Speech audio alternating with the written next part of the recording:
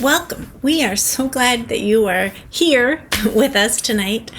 I'm Robin, and I have the great pleasure of being the Executive Director of Mikva Challenge DC. Each year, we have a time in the spring where we gather to celebrate the leadership of our young people and honor our great champions who make all of this work possible. So this is the first time we're doing this annual spring benefit in this kind of format.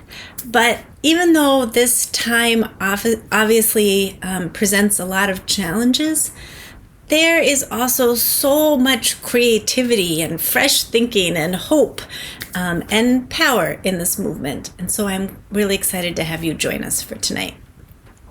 In mid-March, when the COVID-19 pandemic hit, our Mikva DC staff didn't miss a beat to get started on offering all of our work online and in virtual formats. Each day, our national Mikva Challenge team released a new digital action civics lesson so that our teachers could bring engaging, youth-focused civic engagement into their virtual classrooms and into households across the country. And here in DC, our Mikva DC students organized themselves very quickly to offer weekly social media public policy conversations for themselves and their peers over Instagram. They engaged with local elected leaders on issues as diverse as access to healthcare, the need for us to evaluate how distance learning was going, and access to digital methods and platforms, and things like the state of our democracy as we enter the 2020 election. And just like we are gathered here tonight for our first virtual spring benefit, in May we had our first national virtual Action Civic Showcase, where young people from across DC showcased their Action Civics projects on things like making sure that the literature in their classroom reflected their culture, addressing gun violence in our city, and thinking about how do we increase voter outreach and voter registration coming up to the election. There is a chance you'll have a chance tonight to see some of that work, and I think it's such a testament to the creativity and openness of this moment. So when protests erupted after the brutal murder of George Floyd just a few weeks ago, our Mikva Challenge students had already established a pattern and a system for how to organize online. So they quickly gathered, we had time to talk about it, and they decided that the things they wanted to do was to host an online special Instagram Live with our officials from the Office of the Attorney General to talk about the rights of protesters, the roles of Attorney General's office in prosecuting police brutality, and also just to open up a space for young people to grieve and to offer their solutions and their ideas to this moment. And then the next day they organized their very own march, where they had a completely youth-led march downtown. So there is no doubt that we are in a moment of incredible change and incredible possibility. And we know that these moments are always fueled by young people, that young people are always on the front line of movements for social change. And that is why I'm so incredibly proud and really honored to be able to lead the work of Mikva Challenge and to work with our youth leaders. Many of you have gotten the chance to know them over the year, so you won't be surprised in this hour to see how powerful and how poised they are to bring us into a new reality and a new day. As you listen tonight, I want you to imagine the young people in front of you as our next mayors, our next judges, our city council members, attorneys, our activists, our public intellectuals, writers, the next president of the United States. This is what Mikva DC's work is all about, creating pathways to empower, to train, and to elevate the voices of young people as they move into bigger and bigger leadership roles in our city, our communities, and our country as a whole. We really couldn't do this work without you. You are a vital part of Mikva Challenge DC's community, our mission, and our work. This year alone, we've had over 150 of you come into classrooms to listen to Project Soapbox speeches, go online to look at our Action Civics projects on the virtual Action Civics Showcase, come and speak with our Elections and Action Fellows about your work in politics and campaigns. A number of you chaperoned those trips with us, and many of you contribute not only in terms of your time, but also in terms of your investment and your donations. I want to thank you. None of this work could be done without you and without the amazing community of donors that Mikva Challenge DC has grown over the last 5 years. As we get started tonight, let me take a moment to especially thank our sponsors for this evening. Thank you to our premier sponsors, Liuna, Ulico, and Ken and Anita Adams. To our lead sponsors, the AFL-CIO Investment Trust Corporation, Liuna International, and Liuna Tri-Funds. To our Changemaker sponsors, Liuna Great Lakes Region, Liuna Mid-Atlantic Region, Paladin Capital Group, Decker Anstrom and Sherry Himstra, Loomis and Sales, and Landon and Carol Butler. And to our ally sponsors, the Union Insurance Group, Denise Spillane from Kearney Capital LLC, and the International Association of Sheet, Metal, Air, Rail, and Transportation Workers. And to our advocate sponsors, Headley Butler and Noah Gemelli, Calibri CPA Group, Invesco, Ironworkers International, Lazard Asset Management, NEPC LLC, Pamela Silberman, Sarah and Ted Stettinius, the United Association of Plumbers, Fitters, Welders, and Service Tech, JP Morgan Chase, Dick Meyer and Jill Rosenbaum Meyer, Siegel Marco Advisors and Siegel Consulting, and Richard and Joan Wolf. Thank you so much for making all of this work possible. And let me also take a moment to thank the Mikva DC Advisory Board. I say it often, but it is always true that I think I have the best advisory board in this city. I am so grateful for your leadership, your guidance, and your just unwavering support, and all of the ways that you support the Mikva DC students, our partner teachers, and also the staff. Thank you for your incredible investment in our youth, our teachers, and our Mikva DC students and our community at large. You, all of you, make it possible. So let's get started. Let me welcome Justine Hipsky, who's our program director who leads all of our work in schools and in partnership with classroom teachers. She's going to tell you a little bit about Project Soapbox, our youth public speaking program, and the importance of elevating youth voice and youth perspective in classrooms. So let's get started, and thank you again for joining us tonight. Project Soapbox is a cornerstone of Mikva Challenge's Action Civics work. Because we believe that the first step to becoming an active and engaged member in one's community is speaking out on issues that you care about, Project Soapbox gives young people the space to do just that.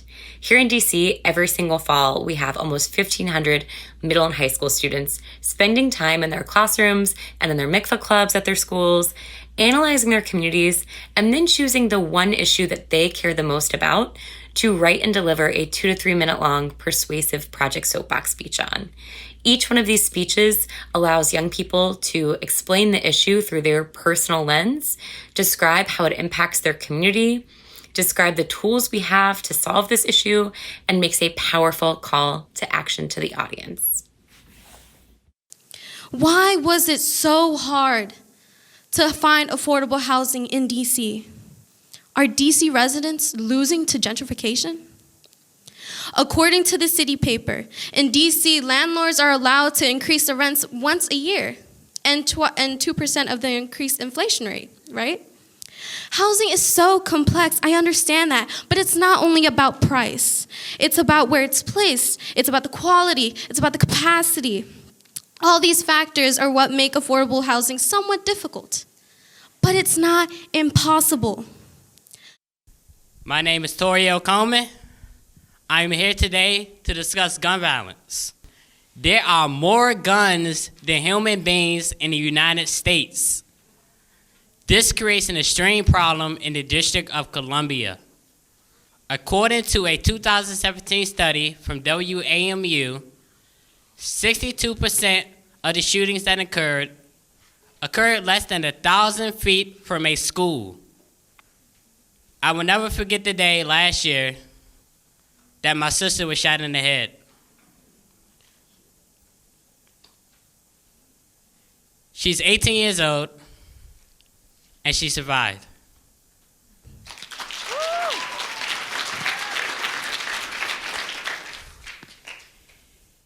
Hispanic kids and their families are scared to go outside. Because of ICE, they feel the need to hide. Many Hispanic kids are falling into depression, a never-ending hole. They feel like they have no place to escape and absolutely nowhere to go. They love to visit our horrible countries like Mexico as travelers. And our cultures are so welcoming, all foreigners feel at home. But why is it that as soon as we step foot on American soil, y'all want to send us back? Whenever we want to speak up, y'all shut our voices down. Whenever we want to take a stand, y'all want to make us frown. And some even die on their way here. That innocent blood that was shed. They said that they were coming to a better place, but they lacked privilege and were misled. Activism within your community can help those who are struggling to stay in their home in DC. I want you guys to vote for those who will make these changes and share your story like I did today. Thank you. Our solution is simple. Our community needs proper resources.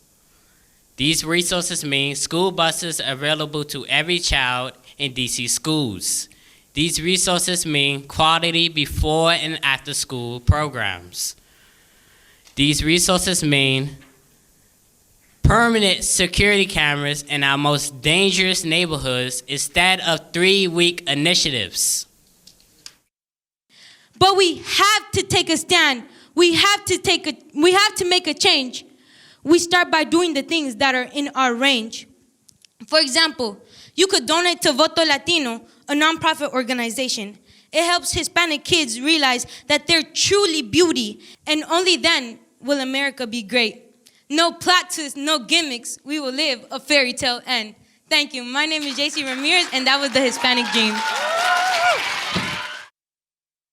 Project Soapbox in the Mikva curriculum is one of my favorite units to teach, and it's definitely one of my students' favorite units to participate in because they absolutely enjoy that slow deviation from the traditional curriculum where they have an opportunity to kind of unpack issues that we may not normally have time to get to during the traditional curriculum. And it's definitely one of my favorite things to watch them research and write and share their lived experiences on paper, and then with their classmates, and then with their school communities, and ultimately at the citywide challenge. It instills such a sense of pride in them, something that I absolutely enjoy seeing every single semester. And this year actually was one of my favorite year to date to teach Project Soapbox, because we had a huge turnout of students who wanted to participate. And unfortunately, with Citywide Challenge, you can only take a certain number of students to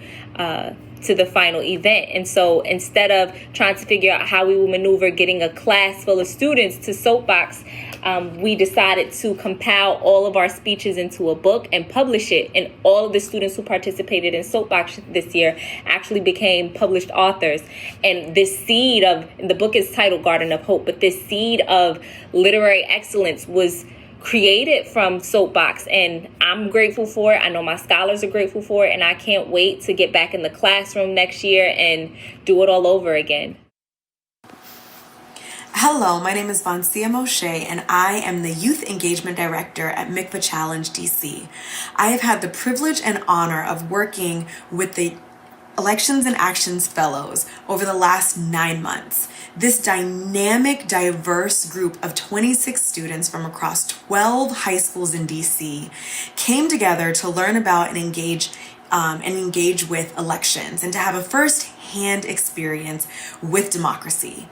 This group of young people, dynamic young people, were able to come together every Wednesday for a 2.5-hour session where they engaged with current events, where they created projects where they could be ambassadors to other youth to make sure that other students were using their voices and having a seat at the table.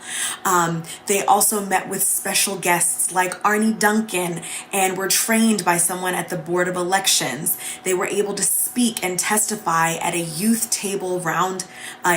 roundtable hearing with Councilman David Grosso to speak up for the issues that they cared about. They were able to connect with someone from the DC Board of Elections in order to train on how to register other people to vote, and they actually went out and did that. They learned how to campaign, and they did that in South Carolina and Iowa, where they made a footprint not only, again, in their city, but they also made a footprint with other youth and with voters in Des Moines, Iowa, and in Columbia, South Carolina for the primary elections. These students were able to create a survey that reached over 400 students. They were able to use that information and create these youth in quarantine table talks on Instagram Live to discuss issues with elected officials, local decision makers, and other students about the topics that students care most about. So everything ranging from mental health to the economy, to the elections, to the state of America and the state of democracy, to climate change, to gun control. And every week we had students research information so that we could share that information. And most importantly, they got to share their opinion and engage other youth in sharing their opinion about the issues of the day. They stayed activated. They created a voter registration video to encourage their peers and family members to vote, because they know that the importance of voting right now more than any time is vital. Our students have become leaders and ambassadors and activists that have inspired other youth to get involved, to make democracy a verb. I want you to hear from students directly from our last session when we celebrated all of our accomplishments and got to reflect on just what this experience has meant to everybody and what they plan on doing from here on out. I've learned time to step up, time to step down, time to make a joke, time to hold it back. Like, it's a time, place, everything. Because, yeah, I have way more to say. So, but yeah, love y'all. That's what I want. That's what I'm grateful to. Love everybody in here. You really have grown in the stepping up, stepping back, and all the things. You were really great with taking constructive criticism, and I've seen your incredible growth, and I am proud of you. All right, Christian. So I'm going to be answering, what is the biggest lesson you are taking from this experience? And it's that no one can be right 100% of the time. And it's like, I've grown as a person, and I think Mikva has really been a catalyst for that to actually happen. And I'm really grateful for that. And that's really just one thing I'm just going to take from this experience. Love y'all. Aww, I love to hear growth. And we are constantly growing. We are always evolving. We can always get better. And that's what makes life exciting. If we were done at age 18, what's the point of continuing? So I love that you are already growing and continuing. All right, next up is Jordan. Most fashionable. Thank you. So one thing that I will say is that I will miss seeing you guys so much. I'm proud of the seniors, and I'm proud of all that you guys have accomplished this year. You taught me so much and helped me grow outside of my comfort zone, which is extremely hard. So I'll miss you guys so much. One of the most unique parts of Mikva Challenges programming is the way that we connect young people with the opportunity to learn about political campaigns firsthand. This year, because of the 2020 election, our students had the special opportunity to travel to 2 different states, to Iowa a few weeks before the Iowa caucus, and to South Carolina on the day of the South Carolina primary, to get a chance to see how elections and campaigns are run, and to get firsthand experience volunteering, door knocking, phone banking, and going out there and supporting somebody for public office. We were especially honored this year to be followed by some reporters from CNN who profiled two of our students on this once-in-a-lifetime trip to Iowa. Here's a chance to see Michael and Delante on their trip to Iowa.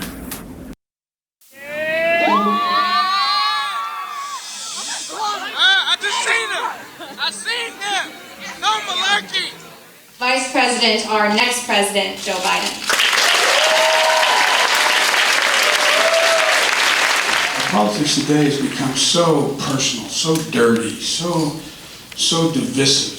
Like normal people or average people don't usually get the chance to see a presidential candidate in person. But me and Michael, we're not average people. We're the dynamic duo. The two of the school. The peas in the pod, you know?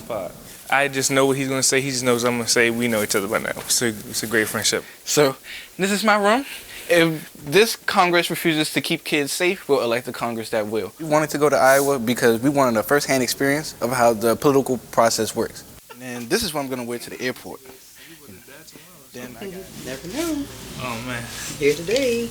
Delante, do not lose your ticket. You will need it to get through security and on the plane. So that means don't leave it at security. I want you to say, Iowa, 1, 2, 3. Iowa! Too often, young people, people of color, people with less means, people from neighborhoods where there aren't a ton of resources, they don't always realize their power. Programs like this give that opportunity to students from all walks of life. That's too warm, man. How you feeling? As you can see, we're in front of this grandiose state house up there. Like, that's bigger than the Capitol. Jeez. We're at the top of the state building. This is called the Whispering Gallery. I don't know if you saw, but it's super hot. It's really cold out there. Look at that. We don't have this in DC. The ability to advocate is one of the most important skills to have. No one knows you're hurting or need help if you don't advocate for yourself. So my favorite one, Obama for America. Like, Obama was the first president where, like, I actually paid attention to, like, the election and stuff. Right now, me and my van group, Van 18, we're about to go in and see Pete Buttigieg's town hall. I have really bad anxiety to the point where I shake a lot, and sometimes, like, it could be a distraction, like, other people around me. So I just want to see what can he do to help people who have the same, like, mental disorders as me. So we'll see what he has to say. Back in 2012, I lost my dad to gun violence. When a traumatic event like that happens, you know, somehow you're gonna get caught up with some mental issues. You know, you're gonna go through some battles in your head. Healthcare is important to me because when you say the word healthcare, there's a lot of things that fall under it. It's a universal thing. You know, everybody in the world, every human being that has touched the face of this planet is going through something in their head. Either we or somebody we love or somebody we work with has experienced an issue with addiction or mental illness. So we got to bring this out of the shadows and be as comfortable talking about something like bipolar disorder or addiction as we would be talking about a relative fighting cancer. For like the past couple of months, I've been all yang. Like I've been only yang gang, you know. But being able to hear another presidential candidate has opened my eyes to like different levels of democratic policies.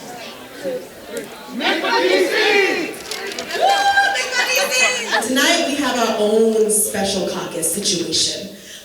It's the youth caucus. Come on, criminal justice. Come to education. Education is important because it gave me so many opportunities. Education allowed me to become a leader. Education allowed me to be confident in the opinions and my facts, which I have to say. I'm now in a program that literally went to Iowa because of education. All of you love a woman or someone who has to deal with reproductive issues. Healthcare is just a basic human right, and without it, then we wouldn't be a country. It's crazy to me how someone my age and who's able to vote wouldn't even use that opportunity. I know I'm voting because I have the ability to, and I'm not wasting that opportunity.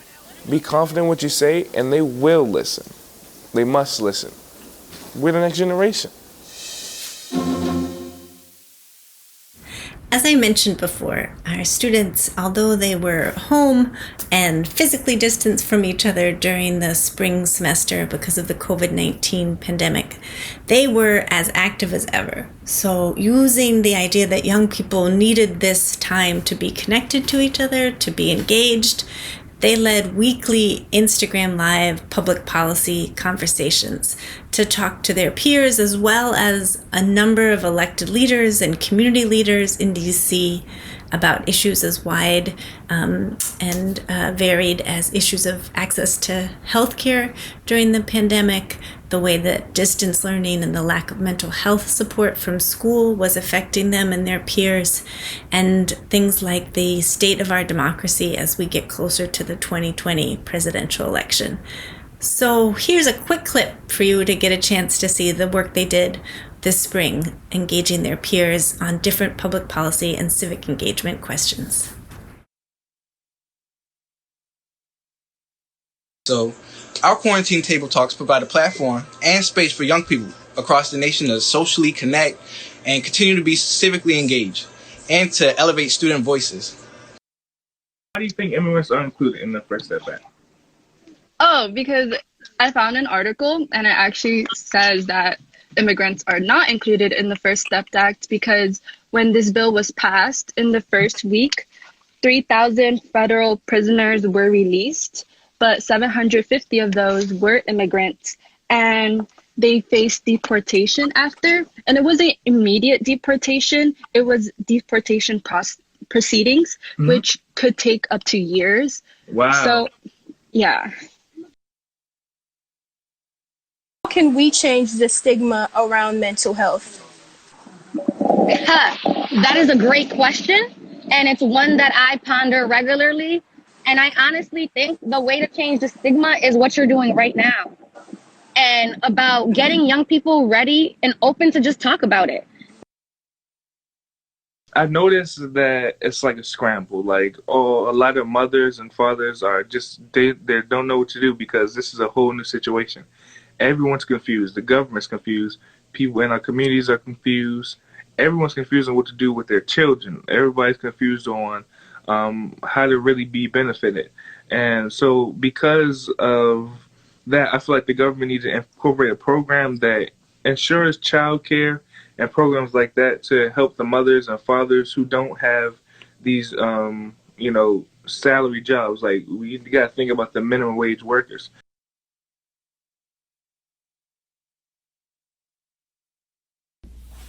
So usually in the spring, Mikva Challenge DC hosts our Action Civics Fair event.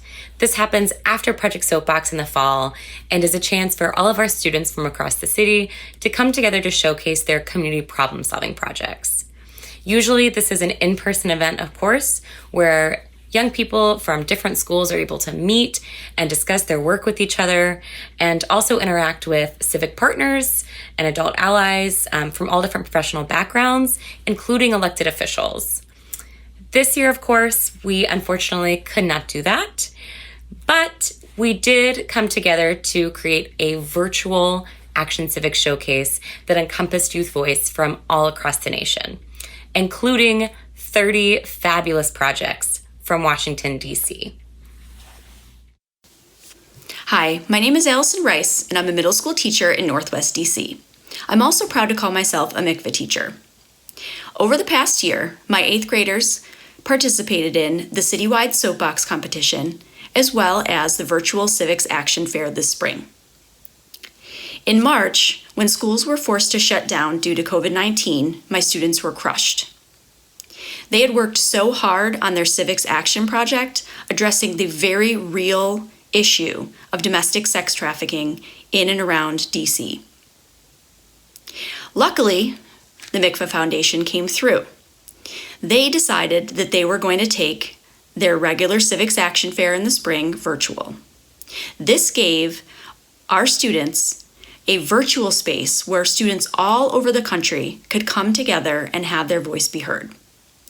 My students were also given the space to work through their very complex feelings about COVID-19 and their personal experiences living through this time.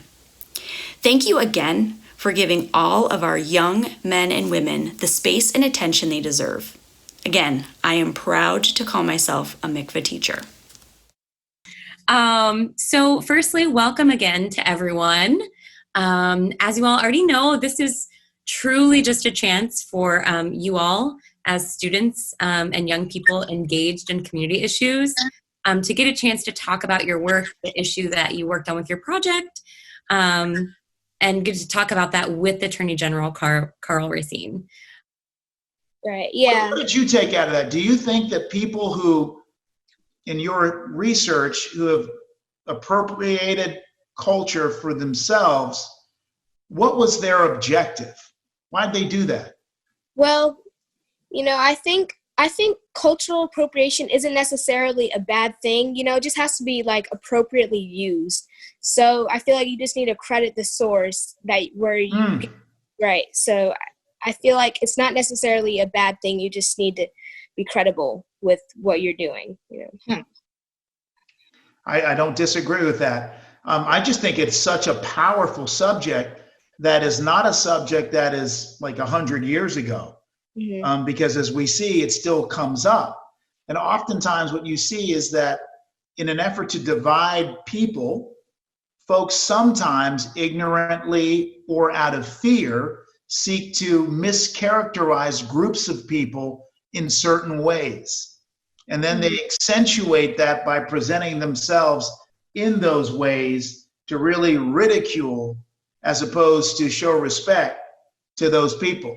So maybe one way you might do it, in addition to the great research you're doing, is find a way to actually lift that cultural group up. Mm-hmm. Thank you so much, awesome. Maya and Carl. That was wonderful and very thorough, an important project. I just want to get some more folks in so they could talk about their work. I'm going to turn it over to one of the representatives from the Brightwood Project on gun violence. So if either Jessica or Katie, if one of you want to hop on, go ahead and you can briefly describe the research you did in your work and ask any questions you have. So my name is Katie, and my project is with Jessica Marroquin and Anna Garcia. We talk about gun violence like in our community, and Jessica will explain like why we chose it. So why did we choose gun violence? We chose gun violence because the cases in gun violence have increased by a tremendous amount throughout the past months. Almost every month in this Brightwood community, you will hear gunshots. It is terrifying to hear the loud bangs throughout the streets and then the loud sirens of police and ambulances everywhere. It is stressful to think that during one of these shootings, someone we know could be affected or even killed. We always check up on people who live around here to make sure they are okay. This can affect anyone at any time, even when you least expect it to. Anna will ask questions. One of my questions is, what can you do in your power to stop or control gun violence? It's an extraordinarily powerful question and a complicated question. So as Attorney General, one of my responsibilities is to be in charge of the prosecution of young people. And what we do in our prosecutions is we try to find out what is going on underneath the surface so that we can address the behavior that we're seeing at the surface. And as a national organization, Mikva Challenge knew that this was the time to really elevate youth voices on a national scale so that youth perspectives and youth solutions could be offered to some of the biggest issues we're facing as a country as we deal with the COVID-19 pandemic. So in March, we pulled together the National Youth Response Movement, 22 young people from 15 different cities and states across the country, to come together and work twice a week thinking about issues like access to mental health support, how should education and distance learning and schools reopen in the fall, and how do we make sure that young people have the economic stability that they and their families need in a time of such high unemployment. We were very honored to have 4 of our young local DC leaders who are part of that group. And here's a quick chance to see them talking about their work, profiled by a reporter from WUSA 9, our CBS affiliate. High school seniors missing out on milestones, others trying to navigate college applications and distance learning. Yeah, no doubt our teenagers have been deeply affected by this pandemic. Delia Gonçalves spoke to some local teens who are leading the national conversation about young people in quarantine. Here I am, what has now become my office. A day in the life of a quarantined high school senior. This is when we're supposed to be having, prom and graduation. But it's more than just missed milestones. Young leaders from 13 states around the country are using social media to talk about the pandemic, policy, economics, and equity. I feel like the government needs to incorporate a program that ensures childcare. This is the Mikva Challenge. Everything that gets decided is going to affect us for a longer period of time, and so we need our voices to be heard. What's your main concern right now? Part of why I'm in this group is to try and make sure that I'm advocating for the people who don't have access to food or technology, or who aren't in a safe and loving home, or who can't or are scared to access the resources that are available because of an immigration status. Do you think teachers are pressing a little too hard? I feel like they're really taking advantage of the fact that we're all home, but they're not considering the other things that happen at home. We're just not in the mental state to sit up here and worry about Google Classroom notifications. It's all been just to promote the idea that people who look like me that actually have a shot. What's the blessing and what's the silver lining? So I feel like as a country, we become a bit more compassionate. I've also been excited that our government in some ways has kind of been forced to do its job. Being able to speak up on issues that are really important to me, youth, and just what should be important to the nation. Trust me, you don't want to miss what these young people have to say. They host an Instagram live town hall every Thursday at 4 o'clock. That's at Mikva Challenge DC. And then this summer, they're heading to city government, even if it has to be virtually. In Southeast, Delia Gonçalves, WUSA 9. And those youth leaders will also host a virtual town hall with members of Congress next week. The Mikva Challenge started in 1998 as a tribute to former White House counsel, judge, and U.S. Congressman Abner Mikva. Hi, I'm Randy Kinder, president of the AFL-CIO Investment Trust Corporation and chair of Mikva DC's advisory board.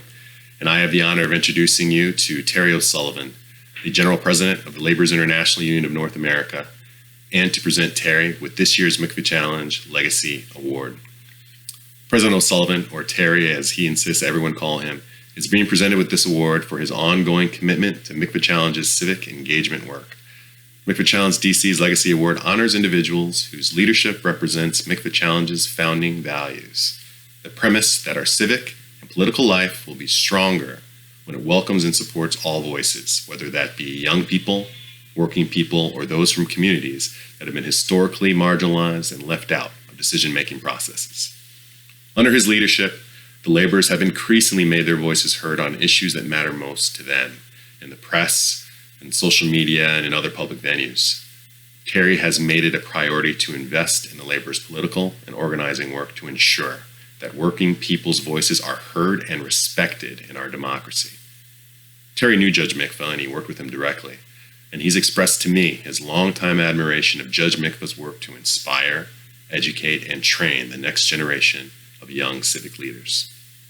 And lastly, Terry's a friend, but also a personal hero of mine.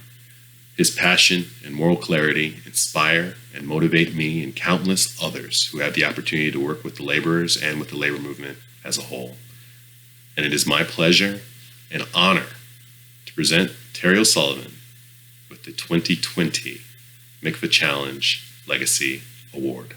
Congratulations, brother, and thank you for everything you do. Thank you, Randy, for that very kind introduction and for your dedication, commitment, and tireless efforts on behalf of the men and women of the American labor movement. It's an honor to call you my brother and a privilege to call you my friend. On behalf of the 500,000 strong, proud, and united men and women of the Laborers International Union of North America, I am honored and humbled to accept your 2020 Legacy Award. My union, LIUNA, was organized in 1903 by a group of immigrant minority construction workers who were fed up with being exploited, abused, and discriminated against. Like the courageous protesters who have taken to the streets over the past few weeks to demand racial, social, and economic justice, those who founded our union put their livelihoods and their lives on the line to win better wages, safer work sites, and the dignity and respect which every human being deserves and is entitled to. Over the past 117 years, we have grown from a handful of workers into one of the largest and most powerful trade unions in North America. LIUNA serves as a beacon of hope and opportunity that has enabled millions of working men and women to build good, blue-collar, middle-class lives for themselves and their families. That is our legacy, and it's very similar to your legacy and the incredible legacy of Abner and Zoe Mikva. I had the privilege of working with Abner Mikva, a legendary man, leader, and champion of working people. He served on the board of the Union Labor Life Insurance Company, ULICO, during a very turbulent time for the company. He lent his name, his expertise, his reputation, his stature, and his credibility to ULICO, leading it through some of its toughest times. He didn't need to do this, but he did it because of his concern and compassion for the working men and women who were served and protected by the only union-owned insurance and financial services company in the country. He was truly one of a kind, a man I will never forget. He and his wife Zoe will long be remembered and honored by those who worked with them, knew them, or knew of them. The Mikvas embodied the very best in all of us: honesty, integrity, decency, compassion, and the relentless pursuit of justice. Given the chaos, the uncertainty, and the craziness of these times, now more than ever, we must remember, honor, and strive to live by the moral compass, the principles, and the example of Abner and Zoe Mikva. The participants in the Mikva Challenge are following in the footsteps of these two giants. I am truly awed and inspired by what this great organization and all of you are doing to empower young people to become activists and agents for change, to teach them how to speak up, organize, and mobilize their communities, and to value collective advancement over individual achievement. You are giving these future leaders from some of our most disadvantaged neighborhoods the hope, the skills, and the confidence not only to build better lives for themselves, but to build a better world for all of us. You are motivating them to leave their communities, our nation, and our world better than the way that they found them. I know that the passion you have ignited and encouraged in each and every Mikva Challenge participant will burn bright for decades to come as they devote their lives to working for justice, equity, equality, and peace. These future organizers, educators, doctors, lawyers, and leaders make me confident that the years ahead will bring us closer to the more perfect nation that we can, should, and must be. These incredible young people are true warriors for justice who know that we can never back up and never back down, that there is no retreat and there is no surrender in the never-ending battle for civil rights, human rights, worker rights, and labor rights. And so, my friends, in the coming weeks, months, and years, let us stand together, let us work together, let us fight together, and let us win together. And as we do, we will change the course, the direction, and the destiny of our communities, of our nation, and of our world. Thank you again for honoring LIUNA with your 2020 Legacy Award. And may you continue to enlighten, encourage, and empower young people for many years to come. Thank you, President Sullivan. We are so grateful for your support and really honored to do this work with you and the whole team at LIUNA in really opening up democracy and making sure that there is spaces for all voices to be part of our democratic policies and practices. As you can see from this evening, it has been a big year for Mikva Challenge DC, and it's really been an incredible 5 years of growth and impact since we started in 2015. I would be remiss if I didn't stop here and really highlight that we could not do this work without the incredible partnership of over 30 talented, dedicated, brilliant, generous, and caring educators across the city. You are the backbone of Mikva Challenge DC, and we are honored to be able to provide resource platforms and training to be able to really bring democracy alive, to make sure that democracy is always taught that it is a verb. And we are so honored to do this work with you, to be a partner in making sure that youth voice and youth perspectives are an integral part of our classrooms, our schools, and our community at large.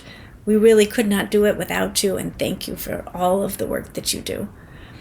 Because of our partnerships, we've been able to grow our impact and our reach by more than 500% since we started in 2015, and that is due to the partnerships with our teachers, the word of mouth that they share with their colleagues about the importance of Mikva DC's work, and our partnership with DC Public Schools as a whole. This summer, we'll have 14 DC youth who are interning in the offices of elected officials and public policy organizations in the city. These young people will be embedded in those offices, bringing youth perspective and youth voice to the real-time decisions that our city leaders are making as we think about our recovery and our reopening from COVID-19, and especially as we think about how to move our city forward as we build a more racially just and more racially equitable city. Our young people will be in the virtual rooms where those decisions are happening, bringing their research from their peers, doing research on what do young people think they need as schools reopen, what do young people want in terms of creating safe, equitable classrooms. And they'll be bringing that research and their voices to the decisions as they are made. We'll be doing all of this in the context that we have a big election as a country coming up. And so our Fridays during our professional development time with our Mikva DC Summer Fellows will be spent thinking about how do they activate their peers, their families, their communities to not only be active voters in November, but informed voters who are ready to also spread the word about the importance of turning out and voting, whether it be in your mail-in ballot or in person. And our young people will be creating resources for other young people to use to make sure that we have a big turnout and a big youth turnout in November. And as we transition into the school year and really throughout the summer, we'll be working in partnership with our teachers, our partnership teachers, as we think about how do we infuse youth voice and youth perspective into our city's conversations about how we build a more just and equitable classrooms and cities, and how does Mikva's Action Civics curriculum as a critical part of elevating youth voice in those discussions and throughout the year in our schools. But as I said at the beginning, we can't do this work without you, and we need your help. Every summer with our summer fellows, we pledge to provide a living wage to our students as they do this work in elected officials' offices.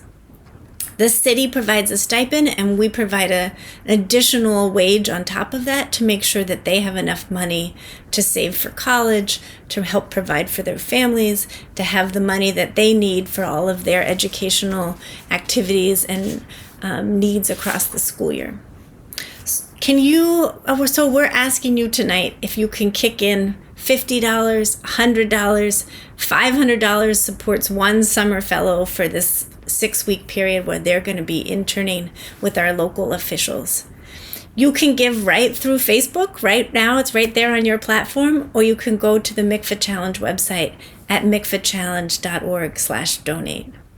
Together, tonight, we could raise enough money to provide $500 stipends for each of our 14 students, so that the Mikva DC staff can really turn our full attention to making sure that we provide high quality civic learning and civic experiences for our students. And so please join us. I hope you can help us get there tonight. Whatever you can contribute makes a big difference in being able to provide those resources and what our students really deserve for the work that they are doing. And it lets the Mikva DC staff put all of our attention on serving our young people. So before we close, I just want to take a moment to talk about the phenomenal, the brilliant, the passionate, and the dedicated Mikva DC team. People are often surprised to know there are only 4 of us.